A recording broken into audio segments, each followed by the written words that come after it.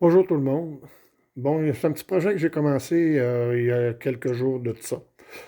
Un Cessna Skyhawk 172, un petit kit Gilos, donc un beau petit kit en balsa. Normalement, c'est un appareil qui est conçu pour être soit control line ou free fly.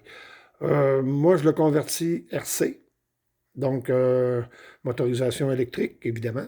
C'est ce qui est pas mal le mieux. J'ai commencé mon aile.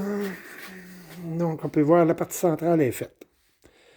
C'est ajusté, collé, donc prête pour être recouverte à nouveau. Je travaille présentement sur les boudelles et sur le mécanisme qui va actionner les ailerons. Si vous regardez sur le plan ici, vous pouvez voir, on a trois options de diède, c'est-à-dire complètement droit pour le control line, scale pour le display ou free fly qui est beaucoup plus prononcé. Donc, en regardant comme il faut les options, étant donné que là, je vais tomber RC, j'ai opté pour la configuration scale. Montage à sec, présentement, c'est toujours pas collé, donc, mais c'est prêt. Si je m'avance, vous pouvez voir le mécanisme.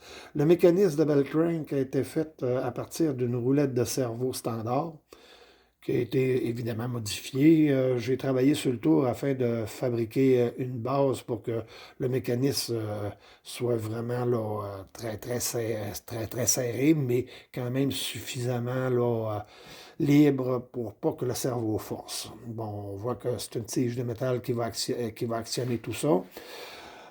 Ici, on peut voir le choix du cerveau. C'est un petit Cox Icon RC.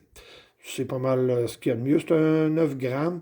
Ce sont de très bons cerveaux. On peut voir que le mécanisme qui est toujours pas soudé, ça va être quand même assez simple. Puis si jamais il arrive de quoi, bon, ben, je vais être en mesure de pouvoir remplacer le cerveau sans trop de problèmes.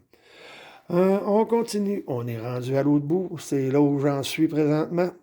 Donc, ça, c'est pas encore monté. Donc, là, ce que je fais, c'est que je vais ajuster pour avoir la bonne longueur, parce que je vais souder seulement à la toute fin. Il va falloir que tout soit collé pour être sûr que j'ai vraiment un bon parallélisme au niveau là, des bell cranks.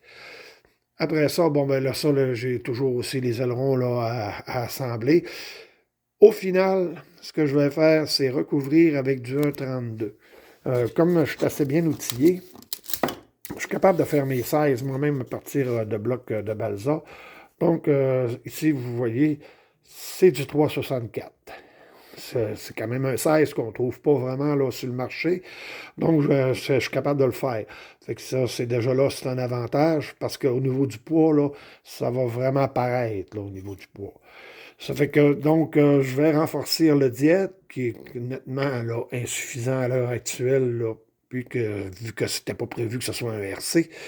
Donc, ça va me donner un D-box au moins, juste un petit peu en avant, là, d'où est le logement du bell crank. Par après, je vais recouvrir seulement l'extra-dos de l'aile.